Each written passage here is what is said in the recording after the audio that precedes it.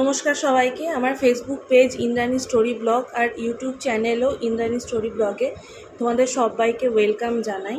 তো আজকে আমি কোনো ব্লগ ভিডিও নিয়ে আসিনি, আজকে কিছু কথা তোমাদের সাথে শেয়ার করতে এসেছি। তোমাদের কাছে আমার হাত জোর করে এটাই অনুরোধ, আমার কথাগুলো আর আমার ভিডিওটা তোমরা অবশ্যই মনোযোগ দিয়ে একটুখানি দেখো, আর পারলে তোমরা যে যার টাইম লাইনে বা তোমরা যে যার পেজে ভিডিওটা একটুখানি শেয়ার করো। আমি চাই ভিডিওটা প্রচুর শেয়ার হোক, যাতে কিছু মানুষের কাছে গিয়ে আমার কথাগুলো বা ভিডিওটা পৌঁছাক। আর ব্যাস এইটুকুই। তো আজকে হচ্ছে শনিবার, ভিডিওটা হচ্ছে এক সপ্তাহ আগের ভিডিও। আমি বাড়িতে ছিলাম না, আমি বাড়িতে এলাম, তারপরেই ভিডিওটা পোস্ট করছি। আমি যে ভিডিওটা পোস্ট করব সেই ভিডিওটা হচ্ছে 2 এপ্রিল, দিনটা ছিল হচ্ছে মঙ্গলবার। 2 এপ্রিল মঙ্গলবার রাত্রিবেলা, রাত 11টা, 11:30, 12টা, 12:30 ওই টাইমের ঘটনা, কিছু ঘটনা তোমাদের সাথে শেয়ার করব। তো 2 এপ্রিল আমরা গেছিলাম হচ্ছে পুরী। আমাদের ট্রেন ছিল হচ্ছে শালিমার থেকে সন্ধ্যে 7:10 শ্রী জগন্নাথ এক্সপ্রেস। ট্রেন নাম্বারটা হচ্ছে 18409। আমাদের ছিল হচ্ছে স্লিপারে টিকিট ছিল। আমরা টোটাল গেছিলাম 11 জন মিলে। আমাদের অ্যাকচুয়ালি যাওয়ার কথা ছিল 18 কি 20 জন মতো। লাস্টে কিছু জন ব্যক্তিগত কারণে টিকিটটা ক্যান্সেল করায় তারপরে আমরা শেষমেশ 11 জন মিলে গেছিলাম। হ্যাঁ, কিন্তু সবাই আমরা এসিতে যেতে পারিনি। কিছু মানুষ আমরা স্লিপারে গেছিলাম, কিছু মানুষ এসিতে গেছিলো। তার মধ্যে আমার শ্বশুর শাশুড়িও ছিল, মানে আমার ইনলস ফ্যামিলি ছিল, প্লাস আমার বাবার বাড়ির ফ্যামিলিও ছিল। সবাই মিলেই আমরা গেছিলাম। সেখানেই রাত্রিবেলা কিছু ক্যাওটিক সিচুয়েশান তৈরি হয়। সেই সিচুয়েশানই আমি তোমাদের সামনে তুলে ধরবো আর কিছু কথা বলবো। কথাগুলো তোমরা মন দিয়ে শুনো, এটা সবার শোনার দরকার। এই বার্তাটা সবার কাছে পৌঁছানোর দরকার। আমি হাত জোর করে তোমাদের কাছে আবারও অনুরোধ করছি যাতে ভিডিওটা অনেক মানুষের কাছে পৌঁছায়, সেই চেষ্টাই আমি করছি। ভিডিওটা তোমরা অনেক পরিমাণে শেয়ার করো যাতে অনেক মানুষ পৌঁছায়। আর যদি কিছু ভুল বলে থাকি অবশ্যই তোমরা কমেন্ট সেকশানে কমেন্ট করে বলতে পারো, তাহলে আমি আমার ভুলটা সংশোধন করে নেব। তো চলো এখন মেন ভিডিওতে যাওয়া যাক। সো এবার মেন পার্টে আসি। আমরা 3 মাস আগে থেকে আমাদের সিট বুক করেছিলাম শ্রী জগন্নাথ এক্সপ্রেসে, শালিমার থেকে সন্ধ্যে 7:10 ছাড়ার টাইম। তো যথারীতি আমরা শালিমার থেকে চড়েছিলাম। তো প্রথমে শালিমার থেকে যখন ছাড়লো তখন দেখো তোমরা গেটের ওখানটা এইরকম একটা অবস্থা ছিল, গেটের সামনেটা। আর এই আরপিএফটাকে দেখতে পাচ্ছেন, এই আরপিএফটা ইনি ছিলেন হচ্ছেন ট্রেনের মধ্যে। ইনি আমাকে ভিডিও করা দেখে আমাকে ধমকাচ্ছিলেন। আর এটা ছিল হচ্ছে ট্রেনের ভেতরের সিচুয়েশন রাত্রিবেলা 11:30টার সময়। कौन है? आप कौन है? लाइट चला दो, नाम लाइट चला, लाइट चला। रिजर्वेशन যদি রিজার্ভেশন তো আমরা রিজার্ভেशन आप लोग एसी में जाइए ना, एसी में क्यों नहीं उठते आप लोग? এইভাবে ভিড় থাকে, एसी में क्यों नहीं चढ़ते आप लोग? দেখুন क्योंकि वहाँ पे जहाँ से डंडा मिलेगा ना, इसलिए ফলো करेন, তাহলে নিশ্চয়ই দেখতে পাবেন ये रिजर्वेशन डिपार्टमेंट है, इससे तो अच्छा जनरल डिपार्टमेंट है। अरे हम लोग शालीमार से ऐसे ही करके आ रहे हैं, सबको कितना सबको बोलेंगे।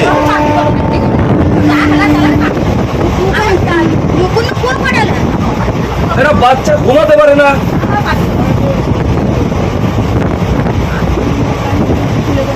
जीआरपी का তো সিচুয়েশানটা তোমরা দেখতে পেলে। এবার আসি আমি আমার আসল কথায়। এবার অনেকেই বলবে তোমাদের কিসের প্রবলেম হচ্ছে। আরে ভাই, প্রবলেম তো আছেই। প্রথম কথা হচ্ছে আমরা 3 মাস আগে থেকে টিকিট কেটেছিলাম, আর আমরা টিকিট কেটেছিলাম হচ্ছে 18 থেকে 20 জনের টিকিট কেটেছিলাম, কিন্তু আমরা একটা টিকিটও লোয়ার বার্থ পাইনি। সেখানে সিনিয়র সিটিজেনও ছিল, কিন্তু আমাদের একটা টিকিটও লোয়ার বার্থ দেওয়া হয়নি।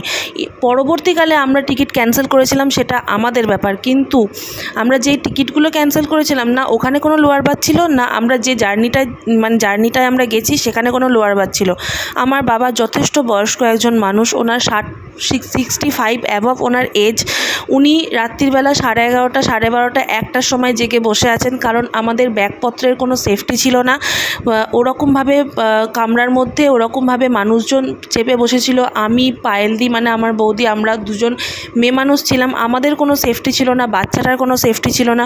আমরা মাঝরাতে যে টয়লেট যাব, ওয়াশরুম যাব আমরা সেরকমও যেতে পারছিলাম না। আর সবথেকে বড় কথা হচ্ছে যেটা বলছিলাম, আমার বাবা যে সিনিয়র সিটিজেন, উনি 65 অ্যাবভ ওনার এজ, ওনাকে যে একটা লোয়ার বার্থ প্রোভাইড করা হবে সেরকমও টিকিটে দেওয়া হয়নি। এই হচ্ছে আমাদের ভারতীয় রেলের অবস্থা।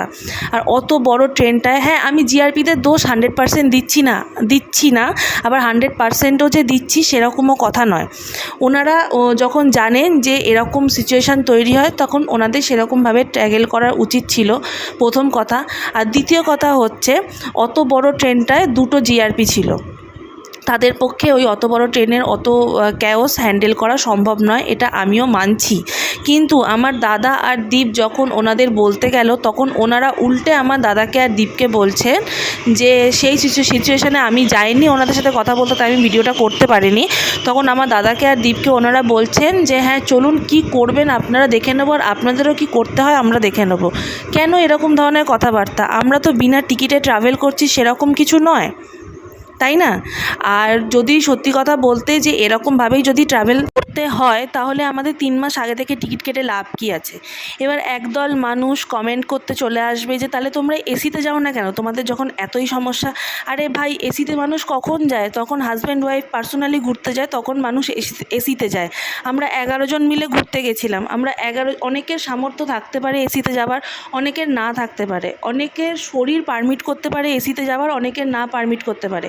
সবাই মিলে যখন ঘুরতে যাব তখন আমরা এসিতে মানে যাব না, এটাই ন্যাচারাল ব্যাপার। আর এটা পুরোপুরি আমাদের ব্যক্তিগত ব্যাপার যে আমরা এসিতে যাব না, জেনারেলে যাব বলেই যে আমাদের এরকম কিছু ফেস করতে হবে সেটা তো আমরা আশা করি না আমাদের ভারতীয় রেলের পক্ষ থেকে, তাই না?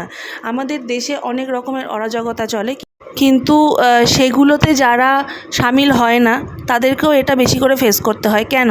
আজকে আমরা যখন ঘুরতে যাচ্ছি, আজকে কোনো মানুষ যখন ঘুরতে যায় তাদের কাছে মানে সমতুল্য পরিমাণ টাকা পয়সা, জামা কাপড় সব কিছুই থাকে, তাহলে টাকা পয়সা মানুষ ব্যাগের মধ্যেই রাখে। তাহলে আজকে যদি আমি কোনো কিছুর সেফটি না পাই মানে ট্রেনে যাতায়াত করে, তাহলে আমি ট্রেনে যাব কোন ভরসায় আমি ট্রেনে যাব? যারা এই ভিডিওটা দেখছো আমি দয়া করে হাত জোর করে তাদের কাছে অনুরোধ করছি, তোমরা যত পারো ভিডিওটা শেয়ার করো, যত পারো।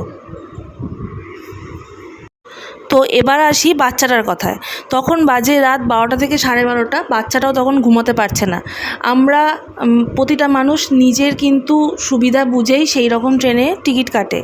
তো আমরা এই ট্রেনে টিকিট কেটেছিলাম, আমরা ভেবেছিলাম আমরা রাতের জার্নিটা ট্রেনের মধ্যে ভালোভাবে যাব, দিয়ে সকালে গিয়ে আমরা যাতে একটু হলেও ফ্রেশ মুডে থাকতে পারি, কিন্তু তার বিন্দু মাত্র কোনো কিছু আমি দেখতে পাচ্ছি না। আজকে ঠিক আছে, আমার নয় কম এজ, দীপের কম এজ, আমার দাদার কম এজ, আমরা নয় মেনে নিলাম, কিন্তু আমার বাবা যার 65 অ্যাবভ এজ, কিংবা যে বাচ্চাটা, আমার দাদার যে বাচ্চা মেয়েটা গেছিলো যার 2.5 বছর, 2.25 বছর বয়স, তার কি এগুলো সাফার করার কথা? একদমই কথা নয়। আমরা চাইলে তো বাসেও যেতে পারতাম, আমরা কিন্তু বাসে যাইনি। কারণ হচ্ছে শুধুমাত্র আমার বয়স্ক বাবার আর ওই বাচ্চাটার কথা ভেবে।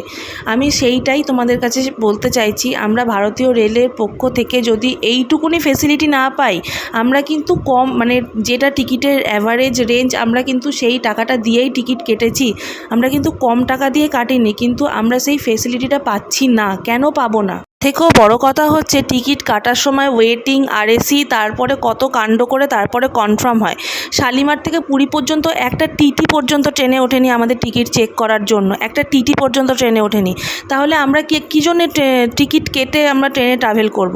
আমি চাই, হাত জোর করে তোমাদের সকলের কাছে অনুরোধ, তোমরা যতটা পারো এই ভিডিওটা শেয়ার করো। আমরা যেটা ফেস করেছি সেটা যাতে তোমাদের পরবর্তীকালে ফেস করতে না হয় সেটা বলবো না, ফেস করতেই হবে, কারণ আমরা জনসাধারণ, আমাদের কথা কান পেতে শোনার মতো মানুষের সত্যিই খুব অভাব, কিন্তু এতটা পরিমাণে যাতে ফেস করতে না হয় আমি চাই তোমরা এই ভিডিওটা অনেক পরিমাণে শেয়ার করো, যাতে কিছু মানুষের কাছে গিয়ে এই বার্তাটা পৌঁছায়, আর কিচ্ছু না। অসংখ্য ধন্যবাদ আমার ভিডিওটা দেখার জন্য, সবাই ভালো থাকবেন।